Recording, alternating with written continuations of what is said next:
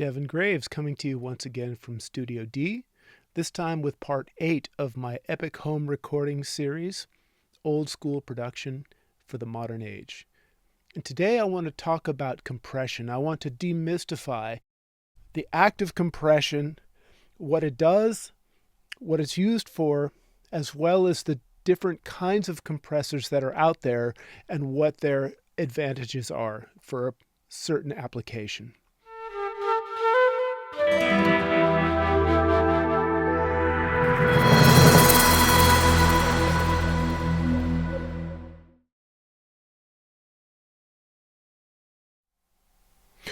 So first, let's talk about what a compressor does. The function of a compressor is to limit the dynamic range.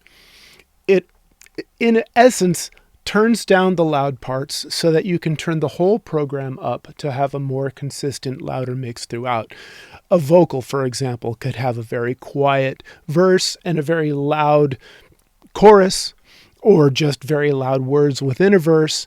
And if you try to mix this, the quiet part is going to be very quiet, and if you put that to the proper level, then the loud part is going to blow your head off. So a compressor's job is to bring the volume down on those louder parts so you get a more consistent level throughout.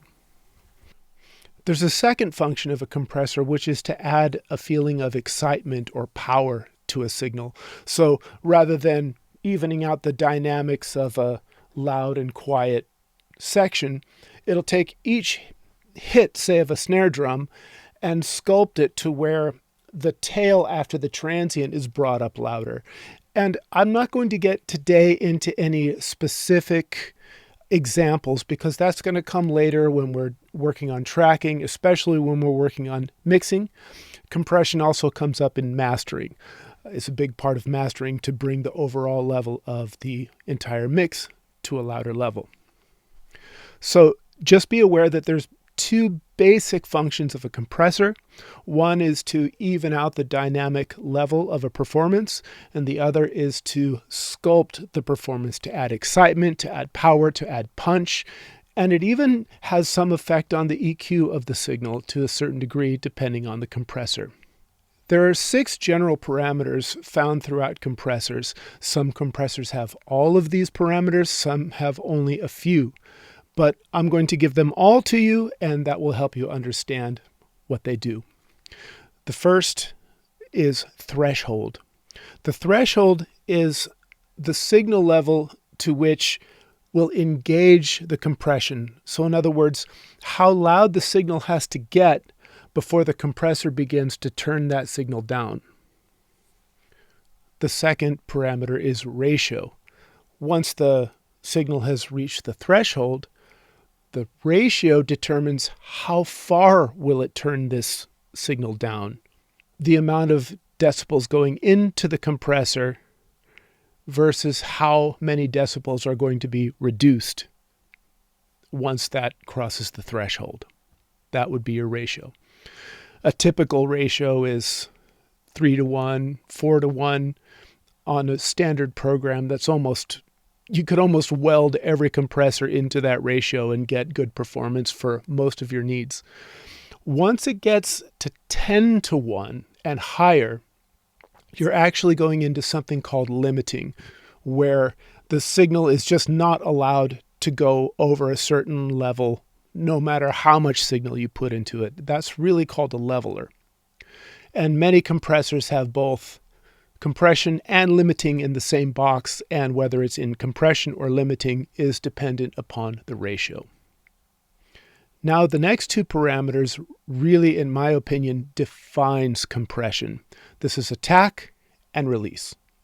The attack tells the compressor, once a signal hits that threshold, how long does it take for the compression to kick in? A slower attack allows the transient to get through.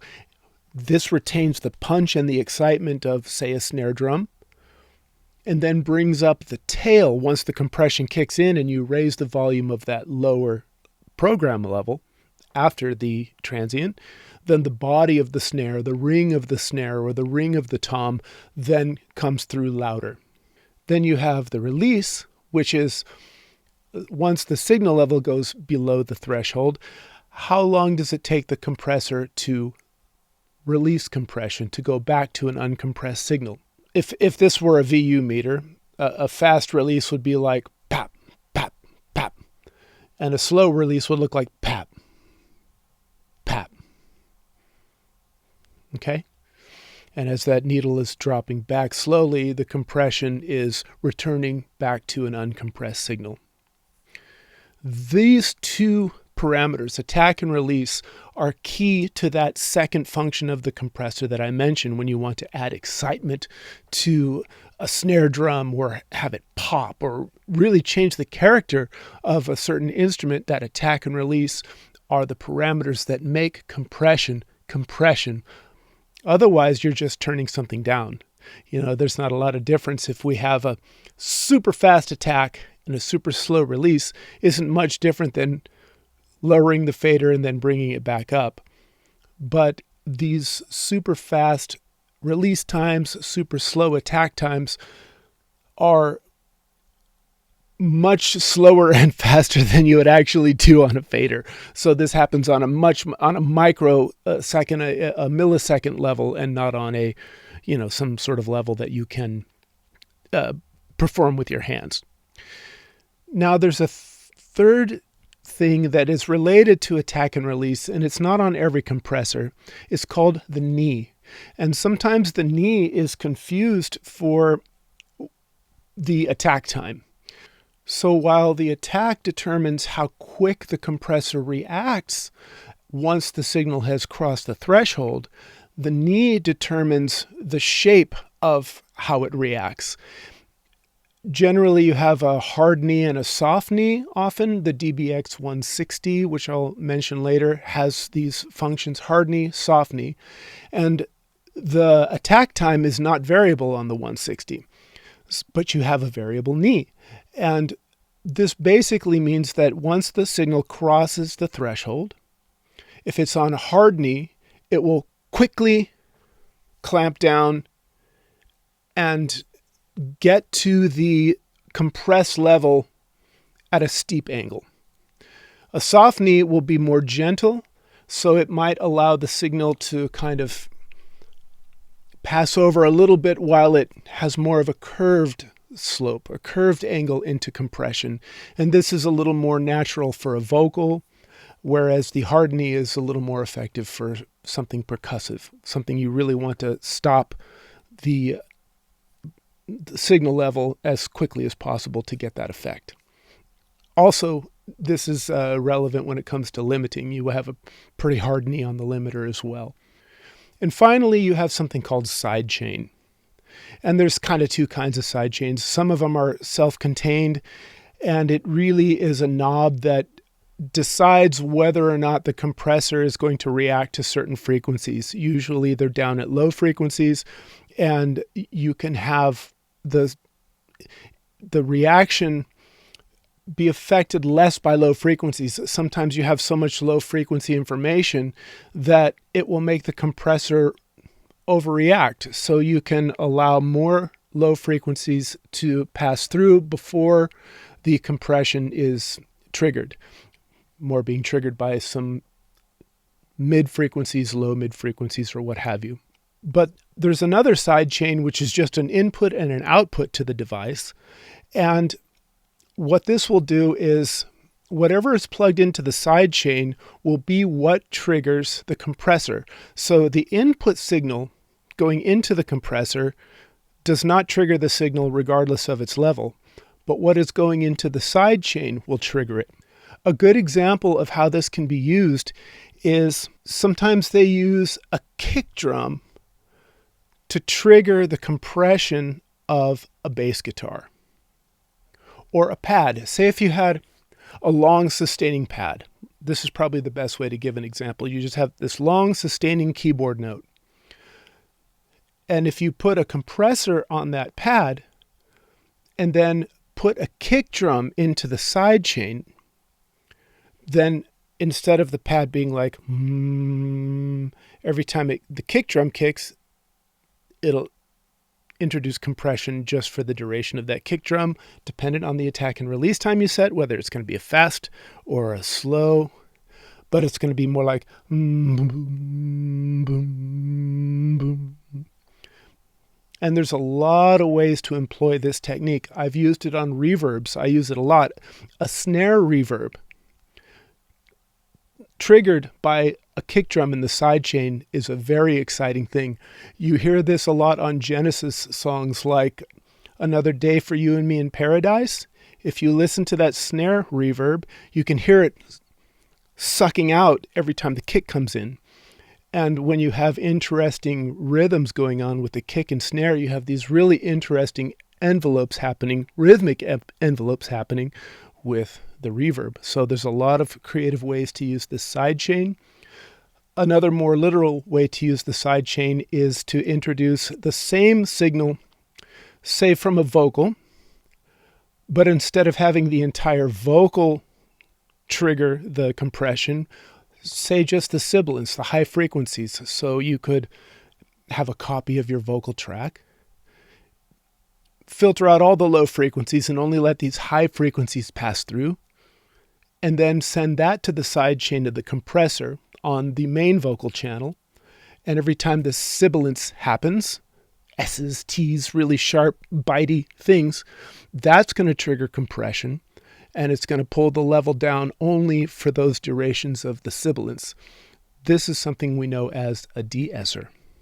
Now, to my count, there are 7 different types of compressors out there.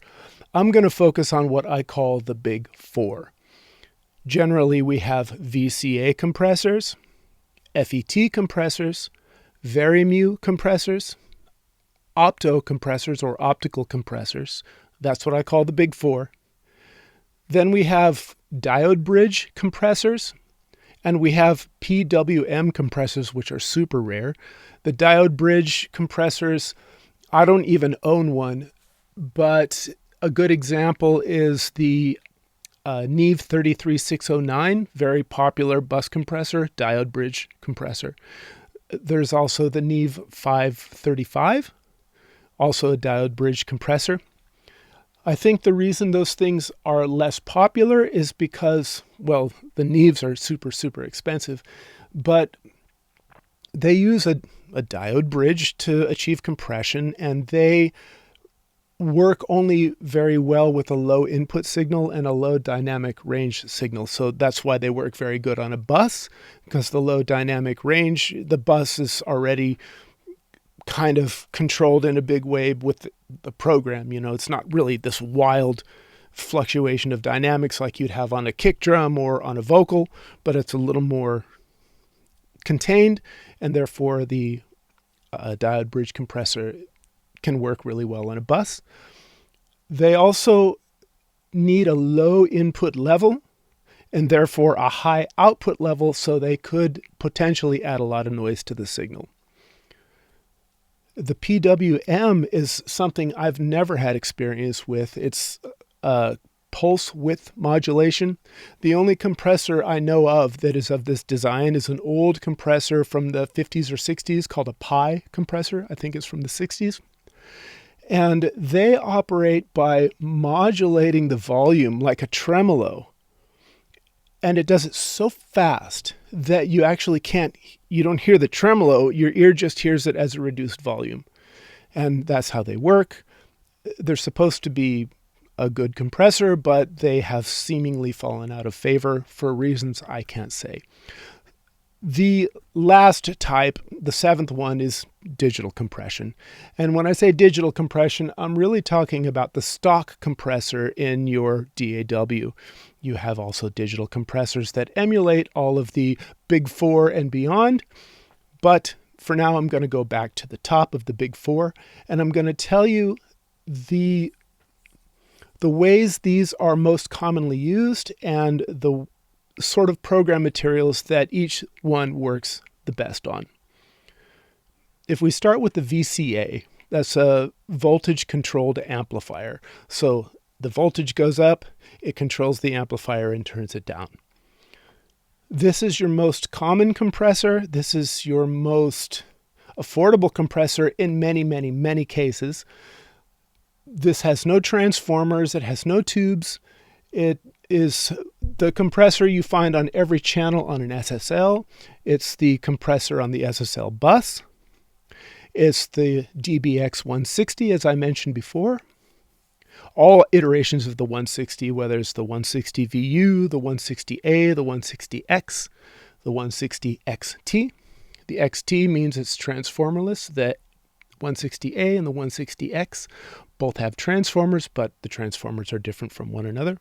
The ISA compressors, those are my favorite. My absolute favorite VCA compressor is the one that was on the ISA 430 that I have behind me. Super, super good compressor. Great for vocals, great for snare drum. Fantastic. The API 527 is also a good example of a VCA compressor. The characteristic of the VCA is such that it works for everything. It's the only compressor type that I think works for everything.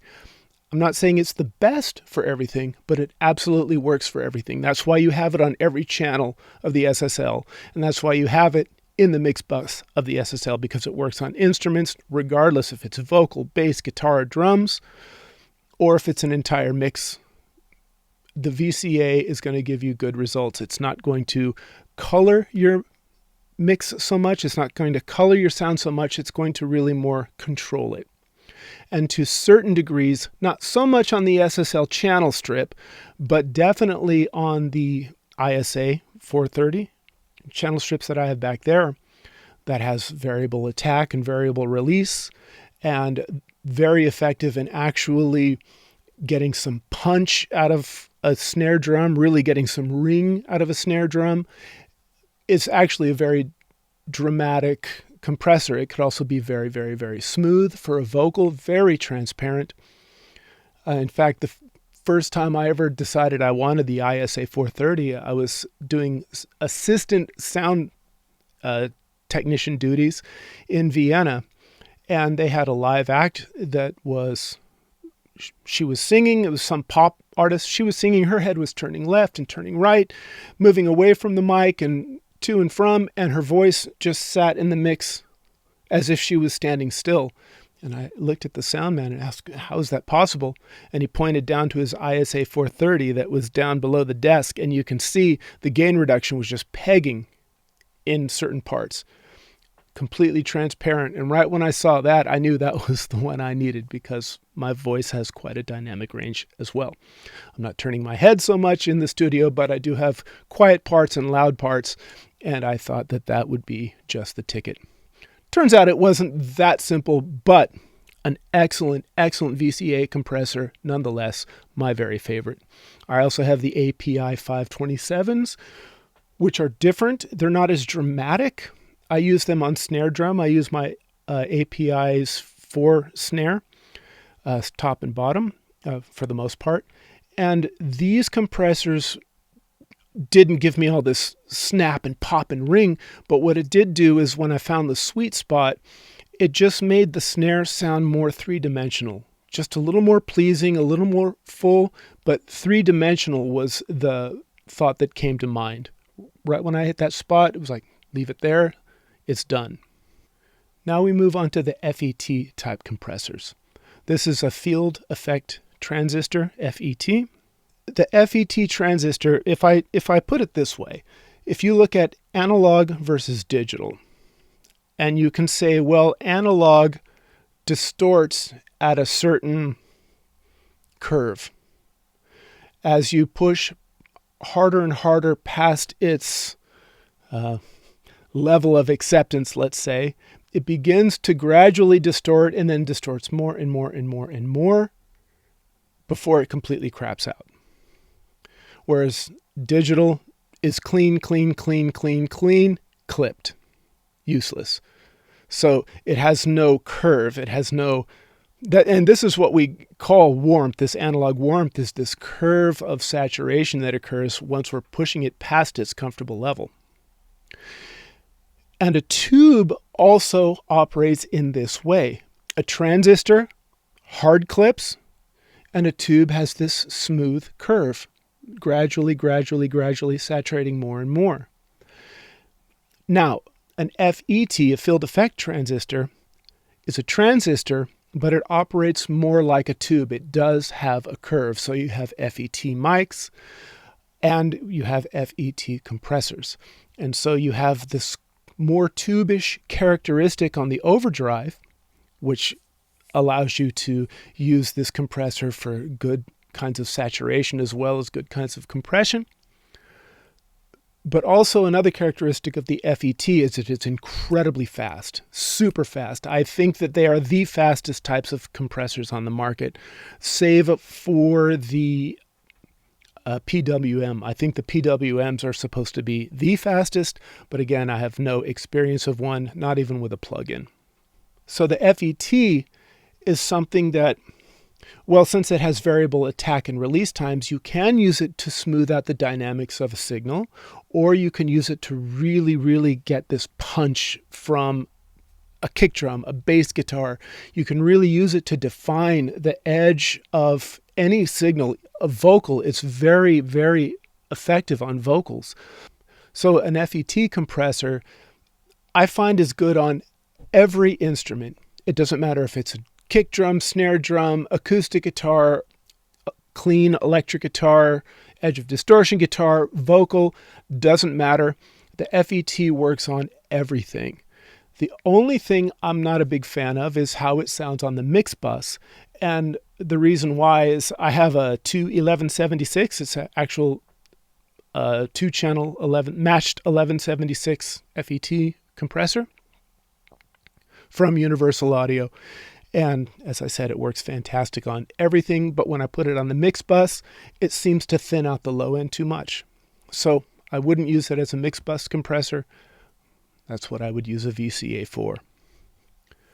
The 1176 is the de facto example of an FET compressor.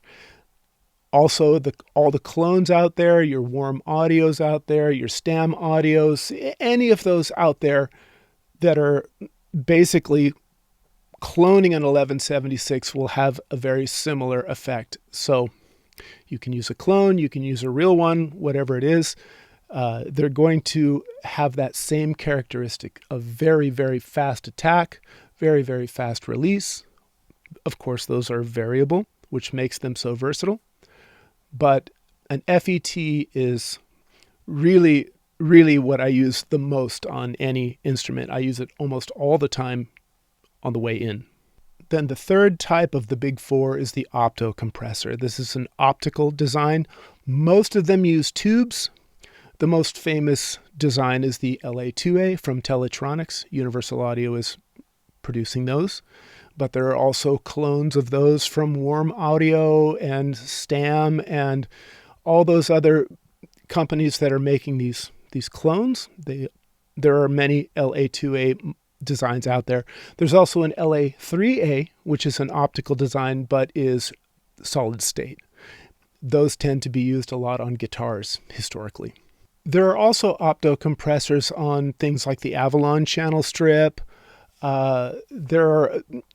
There's even on the modern version of the ISA 430, it has a selector between the VCA and an opto compressor, and those are all tubeless also. But an optical compressor actually, as the signal level increases, the voltage makes a light inside it. I believe it's an LED, illuminate, and the louder the signal, the higher the voltage, the brighter the light. And this triggers off a photosensitive amplifier controller that reduces volume in accordance to this light. So although the light is very fast, the reaction is very slow.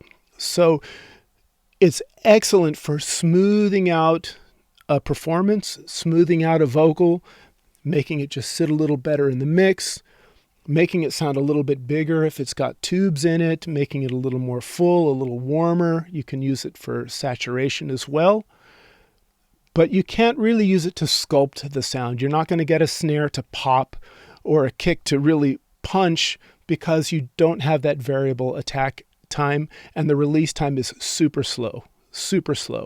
And typically, if you're doing a snare drum, you want that release time to at least be able to react before the next snare hit.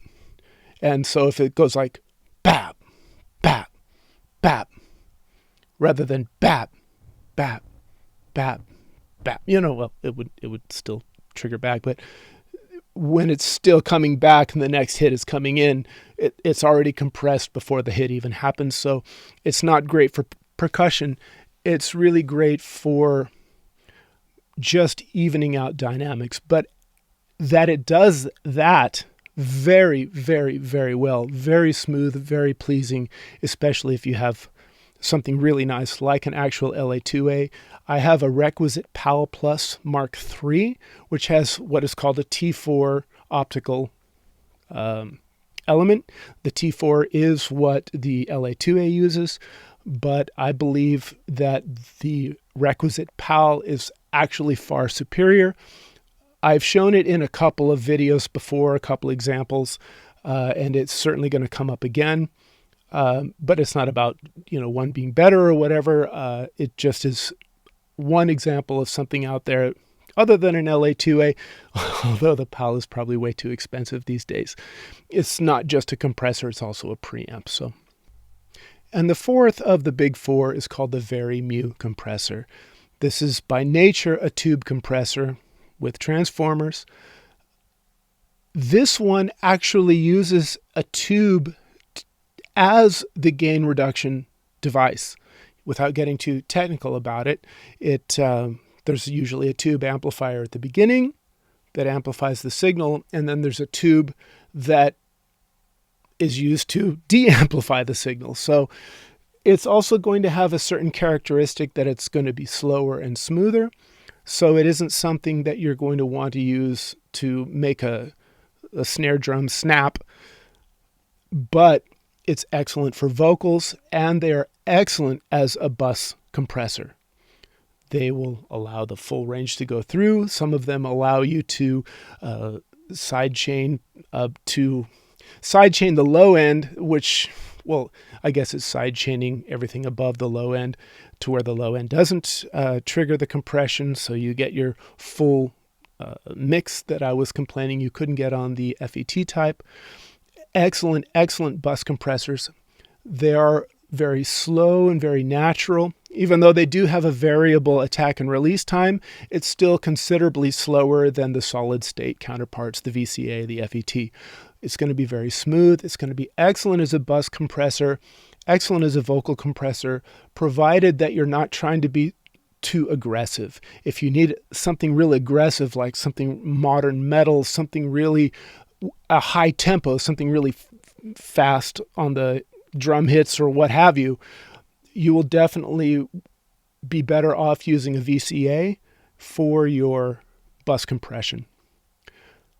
But if you're doing something like, something classic rock, country, just hard rock, something that's slower in tempo, the VCA is going to be fast and clean and allow you just to get more punch and more level into your mix bus. The Very-Mu is going to actually warm it up, make it bigger, fuller, rounder, plus control those dynamics, and that's also going to be something very pleasing. The typical types of Very-Mu compressors is most famously the Fairchild 660 and 670. The 660 is mono, the 670 is stereo. Those cost a small fortune. There's a lot of clone companies out there producing clones of these, and even they are in the $10,000 or plus dollar figure for a stereo unit. These things have multiple tubes, multiple transformers. They're a very complex design, and they are a studio favorite for mixing, for mastering, for record cutting. In fact, I believe that it was introduced for cutting to vinyl. Some more affordable options would be the mainly Very-Mu. Still a little bit expensive. It's about, $3,000 or $4,000. I'm not sure. Very popular for mixed bus, very popular for mastering. And I have a Tigler Veritube, which is a variable MU compressor that cost about $1,600. and I use it strictly for my mix bus. I have either the Tigler for the mix bus, or I have the ISA 430 as a pair. I have two of those, so I have the EQ section if I need it, and I have the compressor section if I need it for the mix bus. But so far lately, I've been on the Tigler Veritube for my mix bus, just kind of almost set and forget. So what I would do if I was trying to get to learn, and what I have done is I learned these compressors by way of using the plugins. For years, I was using the Universal Audio, the UAD plugins with Dead Soul Tribe. I was using the LA2A. I was using the Fairchild. I was using the 1176. And I got very familiar with what those are good at and why I love them, whether it's for vocal, the LA2A, whether it's for snare drum, the 1176, or for vocal, the LA2A and the 1176, it depends. But I got to know them. I used the Fairchild a lot less often. I wasn't as in love with it as many people are. It was great, but I found I was using the LA2As and the 1176s in plug-in version, one or the other on almost every track I had. And so it was because of that informed me that what I want is an 1176 hardware unit and some type of LA2A, which I ended up getting the PAL Plus instead. Another one you might want to consider, and this is a complete no-brainer, I would suggest, if you were just going to walk into a store and say, look, I don't want to do all this experimentation, I just want something that's going to work. The reason I chose the 1176 first is I know they work. I know that they're famous. I know that they're on every record from the 1960s somewhere until this very day. They're used on every instrument, bass, vocals, guitars, everything, and they've been used with much success. So I thought, well, I can't go wrong with that, and I feel like I've made a good choice there. Whereas the LA2A is a little more specific for certain types of needs, but I knew I used it also a lot, so that was my second purchase. If I had to do it all again, I would probably do it the same.